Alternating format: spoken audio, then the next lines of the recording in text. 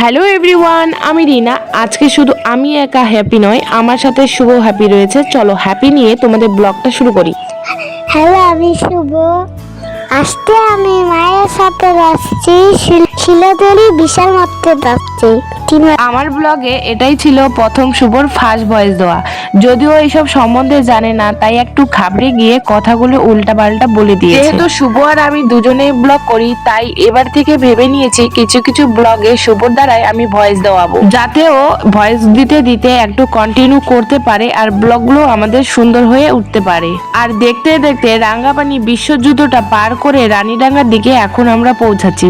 যেতে যেতেই হচ্ছিল একটা জল ভরার ক্লিপ, সেটা আমি তোমাদের সাথে শেয়ার করার জন্য নিয়ে নিয়েছি। রাঙ্গাপানি থেকে মেডিকেল মোড় পর্যন্ত যতগুলো ছোট ব্রিজ রয়েছে সবগুলোই একসাথে ভেঙে দেওয়ার কারণে আমাদের যাতায়াতের অবস্থা এতটাই খারাপ হয়ে গেছে, বা টোটোগুলোতে এতটাই ভয়ঙ্কর হয়ে গেছে। আগে মেডিকেল মোড় থেকে রাঙ্গাপানিতে টোটো আসতে চেত না রেলগেটের জন্য, এখন রাঙ্গাপানি থেকে টোটোগুলো আবার মেডিকেল মোড় যেতে চায় না, তবে টাকার অভাবে তাদেরকে যেতে হয়।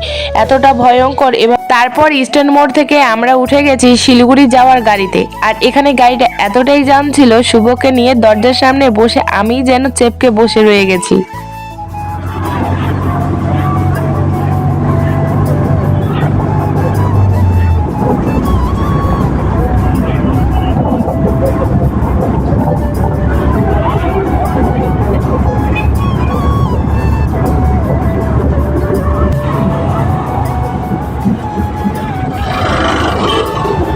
বাবা এখানে কাজ করতো, ওইদিকে বাবা ওইদিকে কাজ করতো,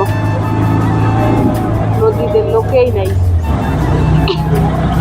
দেখতে দেখতে আমরাও নৌকাঘাট ব্রিজে পৌঁছে গেছি। তবে এই ব্রিজে আসলে সামনের বিল্ডিং গুলো দেখার পর থেকে আমার কাছে এক অন্য রকম অনুভূতি কাজ করে। জানি হ্যাঁ, এটা সব মেয়েদের ক্ষেত্রে হয় না, বা সব মেয়েদের কপালে সেরকম জোটে না যেরকম আমার কপালে জোটেনি। হ্যাঁ, আজও আমি বলতে চাই না, আমার মনের মধ্যে আজও চেপে রাখতে চাই। তবে হ্যাঁ, সেটা সোশ্যাল মিডিয়ায় আমি করতে চাই না। জানো তো, জানি না কেন এক অনুভূতি কাজ করে। দেখতে দেখতে ব্রিজটাও শেষ হলো, আর এবার আমরা যাব ঠিক বিশাল মেগা মার্টে।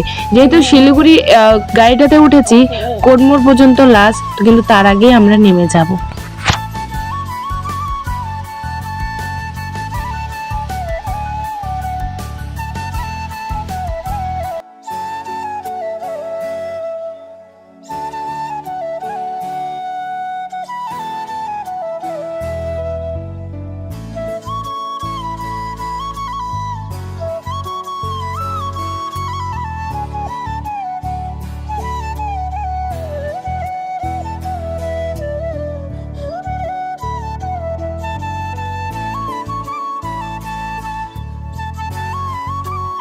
আমাদের না, চলো ওদিকে চলো। আমরা তো ঢুকে গেছি, 10-20 মিনিটের মতন হয়ে গেছে। তবে শুভর জামাগুলো কোন জায়গায় আছে সেটাই এখনো আমরা খুঁজে উঠতে পারিনি, তাই চারপাশে সমস্ত কিছু দেখে নিচ্ছি কোথায় কি রয়েছে। এখানে সবচেয়ে যেই জিনিসগুলো আমার পছন্দ হয়েছে, রান্নাঘরের সেই সমস্ত।